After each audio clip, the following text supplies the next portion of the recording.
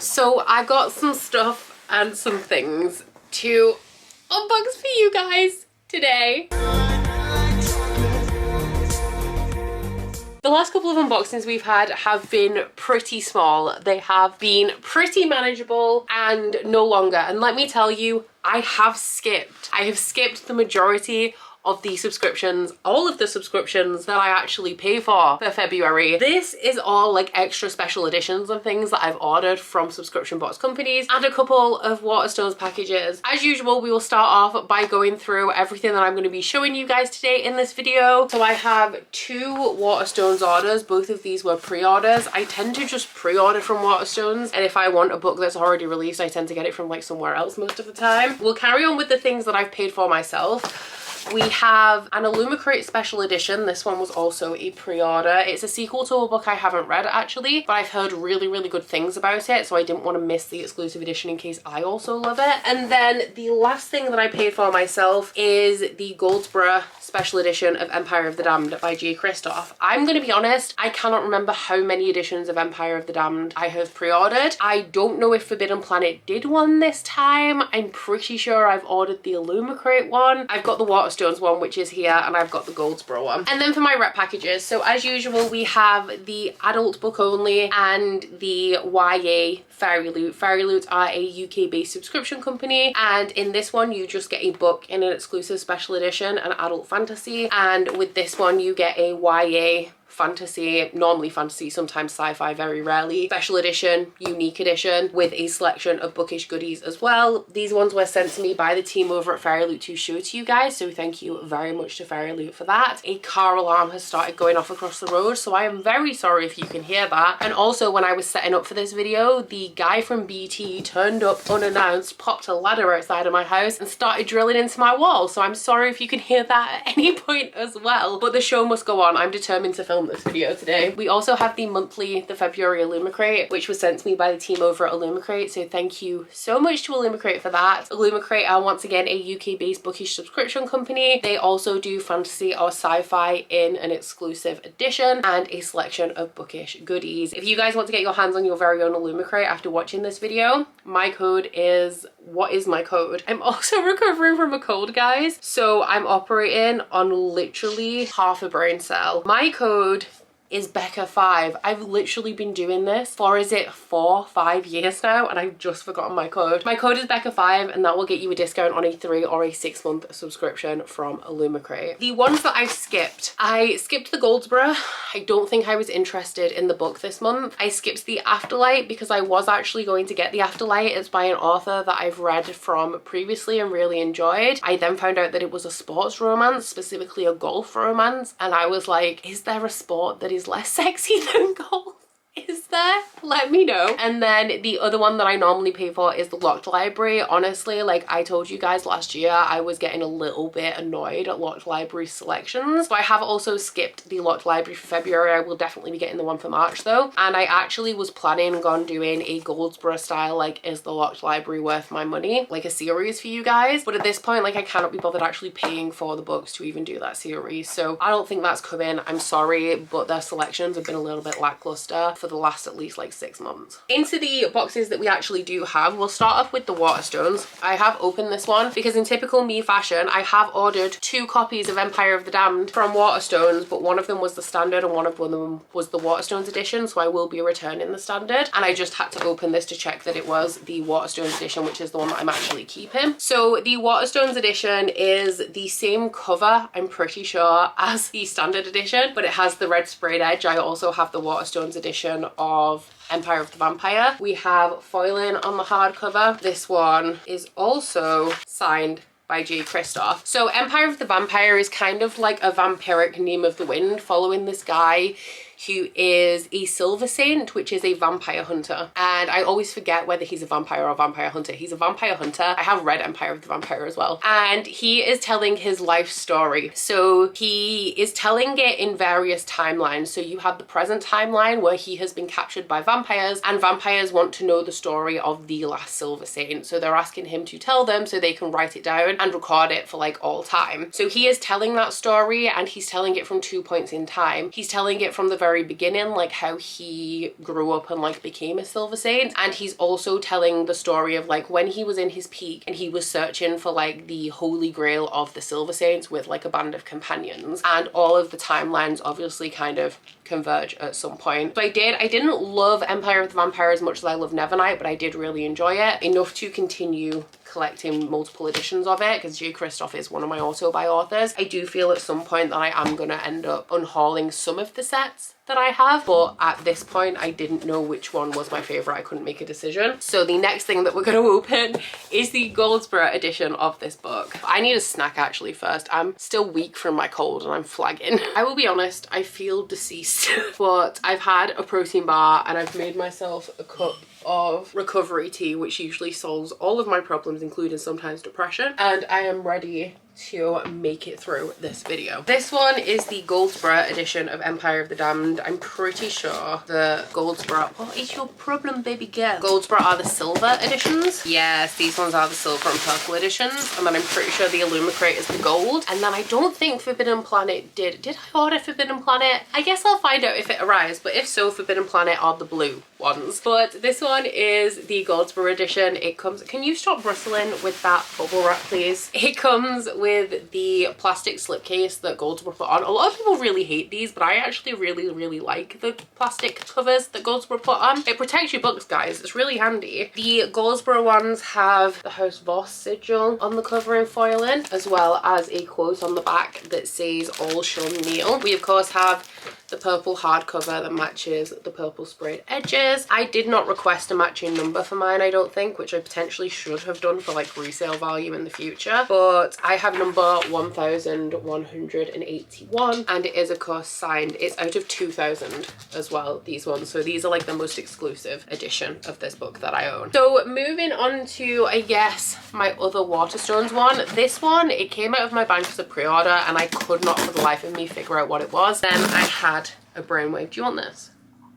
Okay, leave me alone now. Because it was a paperback price and I was like, what paperback have I pre-ordered? But this one, I anticipated being caught up on this series by the time this arrived, and that has not happened. I am really in the mood to continue on with this series though, because this is Magnolia Parks Into the Dark by Jessa Hastings, which is the 4th book in the Magnolia Parks book, and I think it's the 3rd one that follows Magnolia and BJ. If you guys do not know what this series is, if you're a fan of Gossip Girl, guys, you gotta read it. It is like a romance, but it isn't. Like, it's a contemporary story following these rich British kids who have always been in love with each other. They were childhood best friends. They anticipated they would always be together, and they treat each other like shit. Okay, like, it cannot be denied. BJ cheated on Magnolia and they broke up.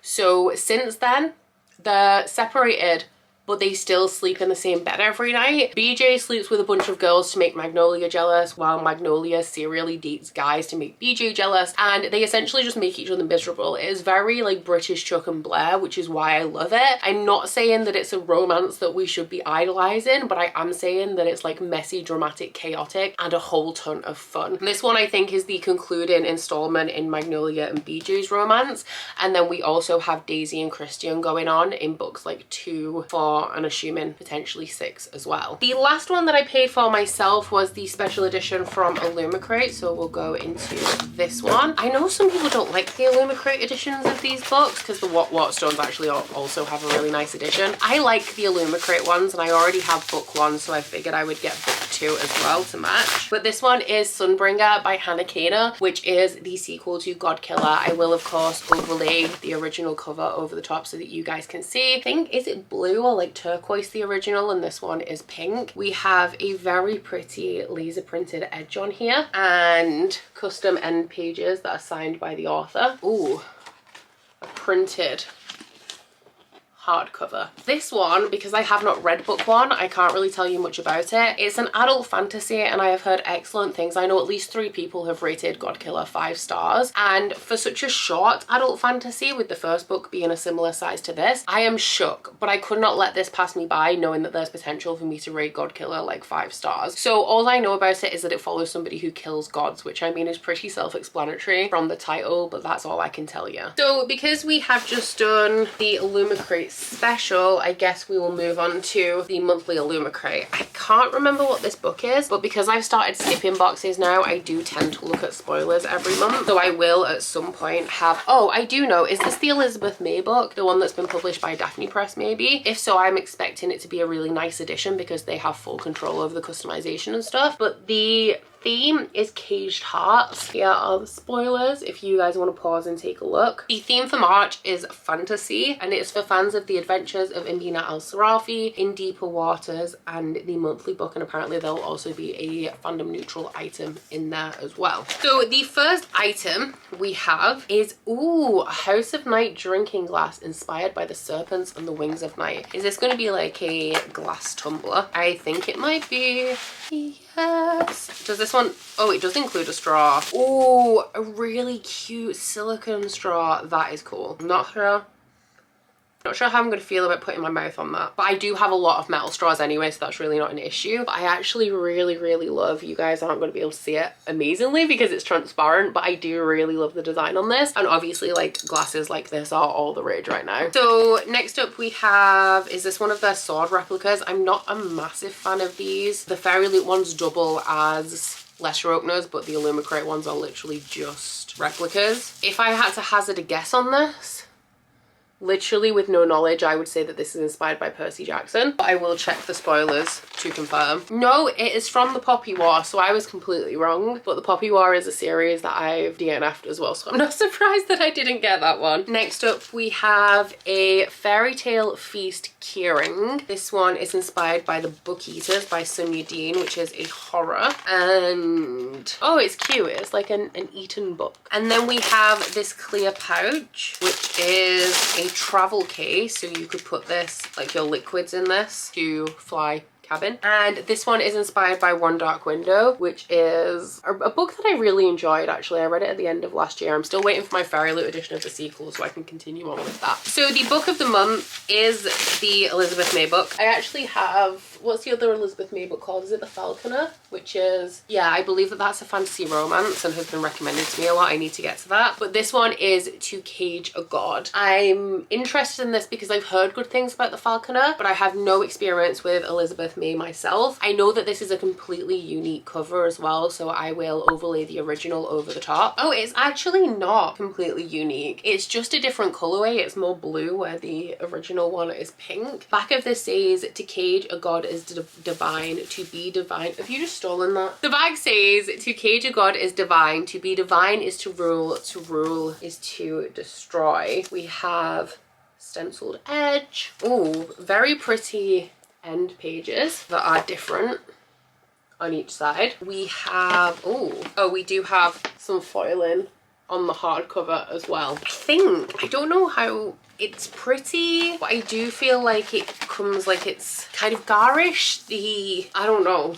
I think the way that it's pink here but blue here, but this is like the standard cover for it, and I don't love the cover in general, I feel, so like a different colorway isn't going to make a difference to that to me. But because I don't know anything about this, I will read you guys the synopsis. It says, using ancient secrets, Galena and Sarah's mother grafted gods into their bones. Bound to brutal deities and granted forbidden power no commoner has held in a millennia, the sisters have been raised as living weapons. Now the time has come for them to overthrow an empire, no matter the cost. With their mother gone and their country on the brink of war, it falls to the sisters to take the helm of the rebellion and end the cruel reign of a royal family possessed by destructive gods. Get out of his bum. Because when the ruling Gloria invade, they conquer with fire and blood, and when they clash, common folk burn. Can we not? When Sarah reunites with her estranged lover who now leads the rebellion, Galena infiltrates the palace. In this world of deception and danger, her only refuge is an isolated princess whose whip-smart tongue and sharp gaze threaten to uncover Galena's secret. Torn between desire and duty, Galena must make a choice. Work together to expose the lies of the empire or bring it all down. So it sounds okay. Like, I can't say I'm desperate to read it because of the synopsis, but it could be something that I enjoy. So down in my comments, let me know what your favorite item from this month's Illumicrate is. Mine, I think, is definitely the tumbler, and y'all know I love a practical item box. So moving on to the Fairyloot. I guess we'll start with the book only. I do know what this is actually. This is low-key one of my anticipated releases of the year. I didn't put it on my anticipated releases list because I have more books by this author that I still have yet to read, but it is a book that I feel I would have gotten eventually. The theme is Vikings, and I have been spoiled for this actually. I've seen it on Instagram, and this does have a very different cover to the original. So in the bag we have a letter from the author on the back of this art card, and the book is A Fate Inked in Blood by Danielle L. Jensen. So I have read and really enjoyed The Bridge Kingdom by Danielle L. Jensen before, which is why this was already on my radar. I don't know anything about it because it was purely on my radar because of Danielle L. Jensen, but I do like her writing. We have a nice printed edge. The letter from the author art is also on the end pages, and oh hello, well now I'm 10,000 times more interested than I was because this is,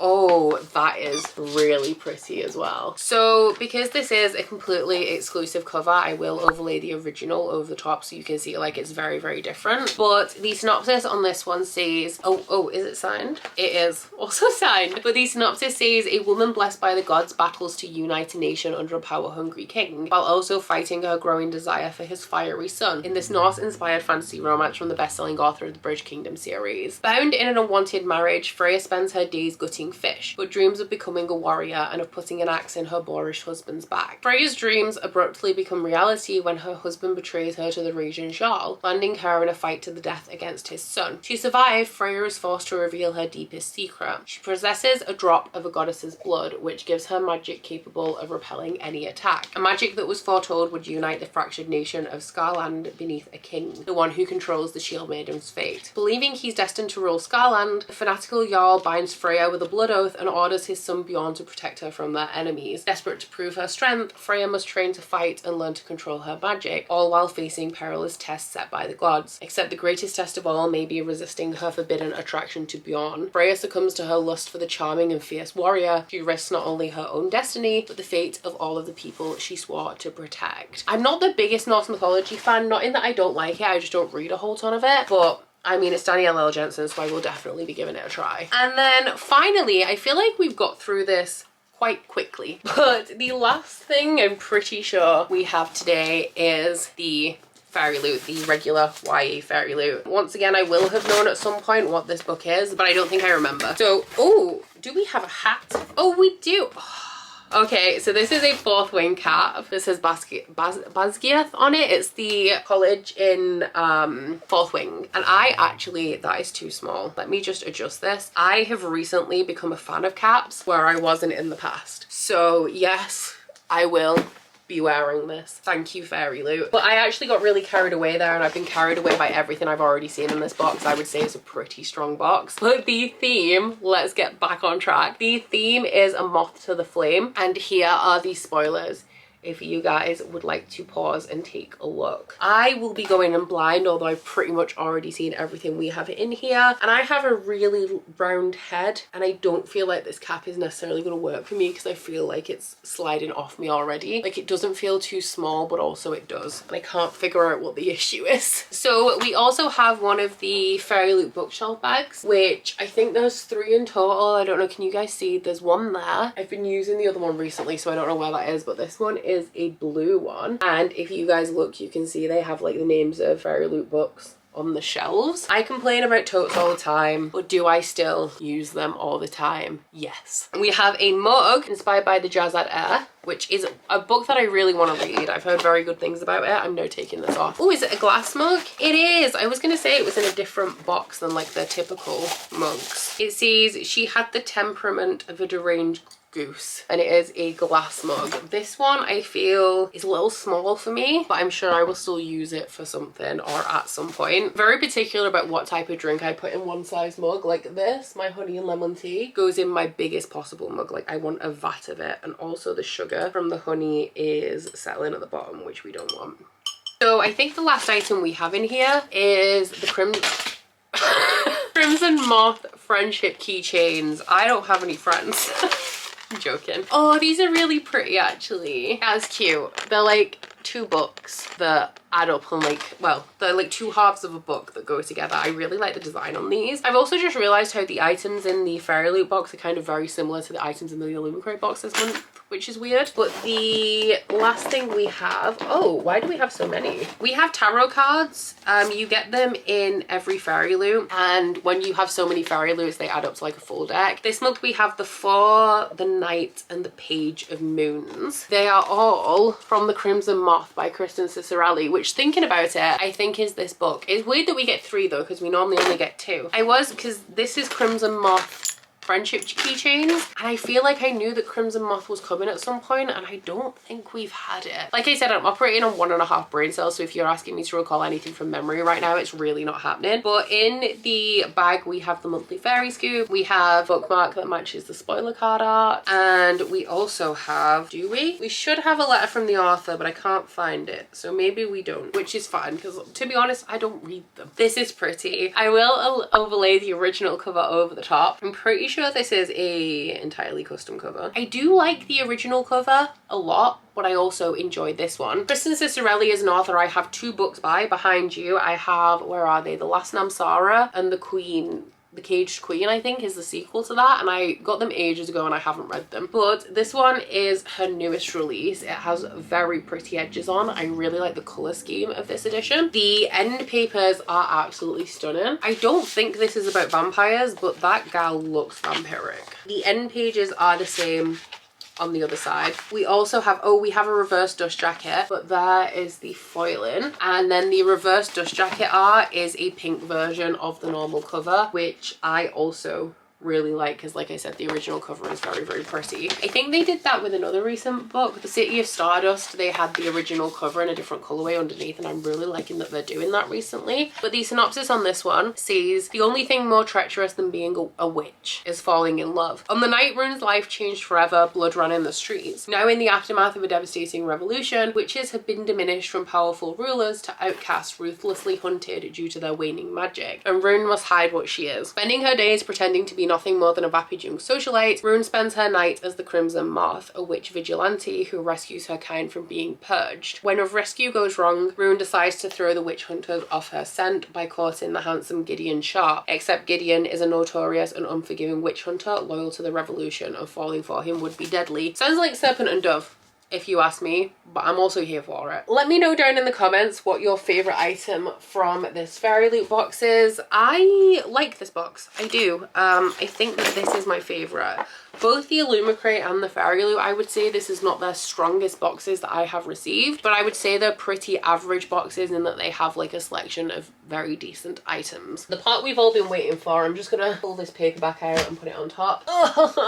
Today's collection of special editions. Oh, she's a heavy, heavy stack. And everyone's favorite part, the edges. So let me know which your favorite edition is. I think mine is actually, I was going to go with the Crimson Moth. I actually think it is this one, because I think that these just have gorgeous covers in general and also gorgeous edges. So I would say that this one definitely wins for the best edition of February, in my opinion. So that is my February unboxings. I'll see you all again in March, hopefully for a smaller one, because remember, one of my goals for this year that I'm trying to uphold consistently is to read more books than I haul. And at this point of filming this video, I have currently read 14 books, and I have now hauled 13 because of how big this haul was. I haven't actually really bought much that you guys aren't seeing in unboxing videos, so I gotta watch myself. And I know that I have pre-orders and special editions that I order like way in advance that just turn up whenever, that are really going to be tipping the scales on that goal. Thank you guys for watching. If you have enjoyed this video, please don't forget to like if you liked it and subscribe if you wanna. In my description box you will find the website's social media and discount codes for all of the boxes that I've opened for you guys today. You'll also find a link to my Goodreads, Instagram and Twitter if you'd like to follow me on any of those, as well as a link to my Bookish candle website, the Etsy for that, and a 10% off discount code. But that's it from me today, guys. Bye!